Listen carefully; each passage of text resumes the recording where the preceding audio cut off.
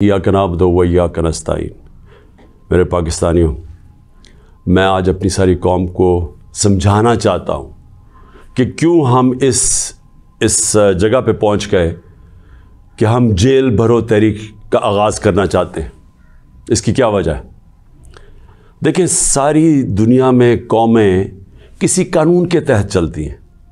कानून क्या होता है? वो आइन फैसला करता है कि क्या कानून में जायज़ है और कौन सी चीज़ नाजायज़ है।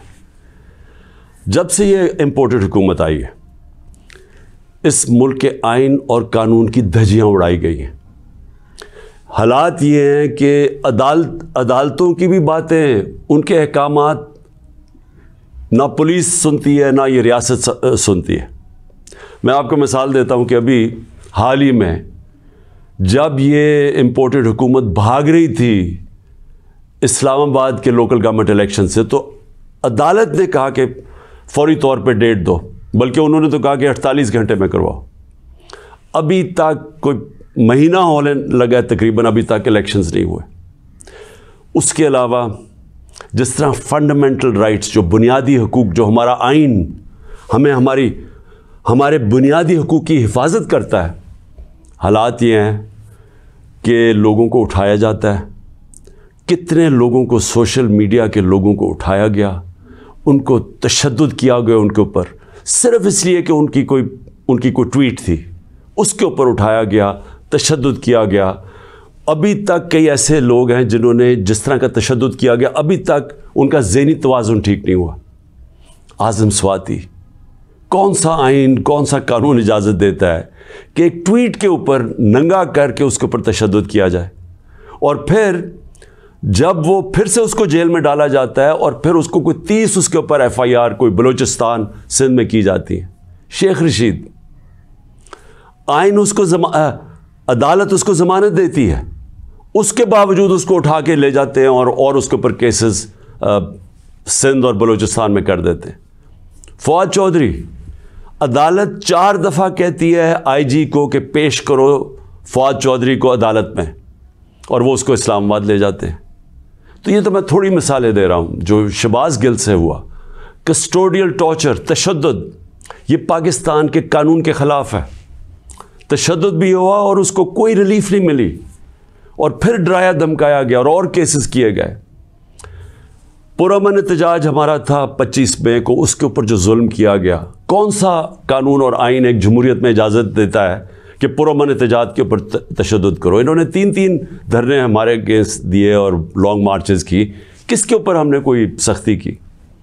तो मैं तो ये थोड़ी सी मिसालें दे रहा हूँ आपको कि हमारा सारा जो हमारे आइन और कानून के ऊपर जो एतमाद है हम इस कौम का, वो उठता जा रहा है। और बल्कि हमें ये खौफ है कि जो अब आइन, जो जमहूरियत बेस होती है जिस आइन के ऊपर, और जमहूरियत के अंदर वाज़े तौर पे है कि 90 दिन के अंदर इलेक्शंस करवाने पड़ेंगे।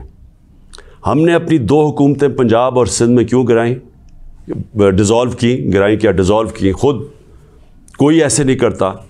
हमने सिर्फ आइन को सामने रख के की कि हमें जब पता था कि 90 दिन के अलावा आप आगे नहीं जा सकते, तो हमने उसको सामने रख के इलेक्शंस की तरफ गए, इसलिए कि मुल्क एक बहुत बड़े बुरहान का शिकार है, एक पॉलिटिकल इंस्टेबिलिटी का शिकार है।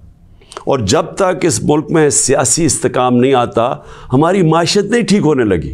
तो हमने कुर्बानियाँ दी 2 गवर्नमेंट्स की, जो तकरीबन 66% पाकिस्तान है, सिर्फ इसलिए कि आइन 90 दिन में इलेक्शन करवाता है।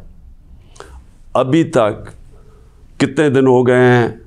20-25 दिन हो गए हैं, अभी तक कोई डेट नहीं मिली। दोनों इलेक्शन कमीशन और ये जो 2 हुकूमतें, जो 2 गवर्नर्स हैं, उन्होंने डेट्स नहीं अभी तक दी, और ये सीधी पाकिस्तान के आइन की वायलेशन है। और अगर ये 90 दिन से आगे जाते हैं तो आइन बड़ा साफ है इसमें कि आर्टिकल 6 लगेगा।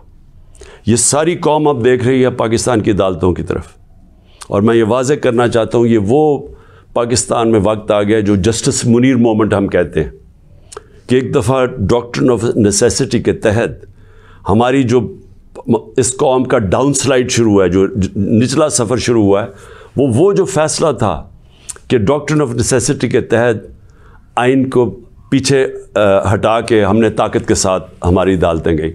تو آج بھی وہی وقت ہے, سارا پاکستان دیکھ رہا ہے, ٹائم بدل چکا ہے. اگر یہ ہم نے دیکھا کہ اس سے آگے جاتے ہیں تو ہم نے یہ پلان کیا ہوا ہے کہ ہم نے اپنے آئین, اپنے ملک کے قانون کے رول آف لاء کے لیے, انصاف کے لیے ہم نے یہ جیل بھرو تحریک کا فیصلہ کیا, کیونکہ ہمیں کوئی نظر نہیں آ رہا کہ یہ جو وہ لوگ جن کی اوپر کرپشن کے کیسز, انٹرنیشنل انکشاف ہوتا ہے پینما کا, جس میں پتہ چلتا ہے کہ مریم نواز 4 مہنگے ترین لنڈن کی اپارٹمنٹس, جو کہ لنڈن کے سب سے مہنگے علاقے میں, اس پینما کے انکشاف میں پتہ چلتا ہے کہ اصل مالکہ ان کی مریم نواز تھی. اس کے بعد سارا ٹرائل ہوتا ہے, سزا ہوتی ہے. تو ان کے اوپر تو کوئی ایسا تشدد نہیں ہوا, ان کو تو جیل میں رائلٹیز کی طرح رکھا گیا. ان کی طرح دیکھیں جیل میں کیسے جا رہے تھے. تو یہاں ٹویٹس کے اوپر تشدد کیا گیا. تو اس لیے 2 راستے ہمارے سامنے. ایک راستہ یہ ہے کہ ہم توڑ پھوڑ کریں, انتشار پھیلے گا ملک میں, سڑکیں بند کریں, پتھراؤ کریں, پہیہ جام سٹرائک کریں.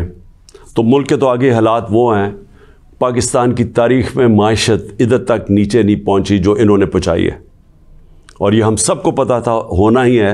اور ہم نے جو اس وقت ان کے ہینڈلرز تھے ان کو واضح کر کے بتایا کہ اگر آپ نے سازش کر کے حکومت گرائی گئی, ان سے نہیں سنبھالی جائے گی, اور نہیں سنبھالی گئی. تو آج کبھی بھی اتنا بڑا اکنامک کرائسس نہیں آیا جو آج پاکستان میں ہے. کبھی عام لوگوں کی زندگی میں اس طرح کی مہنگائی نہیں آئی جو آج آئی ہے. جو بے روزگاری بڑھتی جا رہی ہے, ایک طرف مہنگائی بڑھ رہی ہے, بے روزگاری, تو ملک کے معاشی حالات تو بہت برے ہیں. تو ہم اس لیے اس کو سامنے رکھ کے, اور 26 سال کی سٹرگل میں کبھی بھی ہم نے انتشار کی پالیٹکس نہیں کی.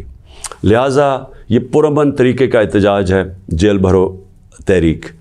میں آج اپنے سارے کارکنوں کو, بلکہ میں تو پاکستانی عوام کو بھی یہ کہتا ہوں کہ یہ اس وقت آپ پالیٹکس نہیں کر رہے ہیں, آپ اپنے ملک کے لیے جہاد لڑ رہے ہیں, حقیقی آزادی کی جنگ لڑ رہے ہیں.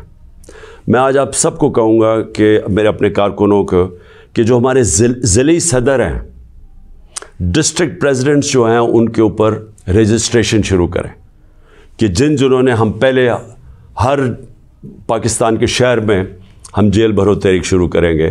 تو پہلے میں چاہتا ہوں کہ والنٹیئرز اپنی رجسٹریشن کریں, اور اس کے بعد میں پھر آپ کو ڈیٹ دوں گا کس دن ہم نے جیل بھرو تحریک کا آغاز کرنا ہے.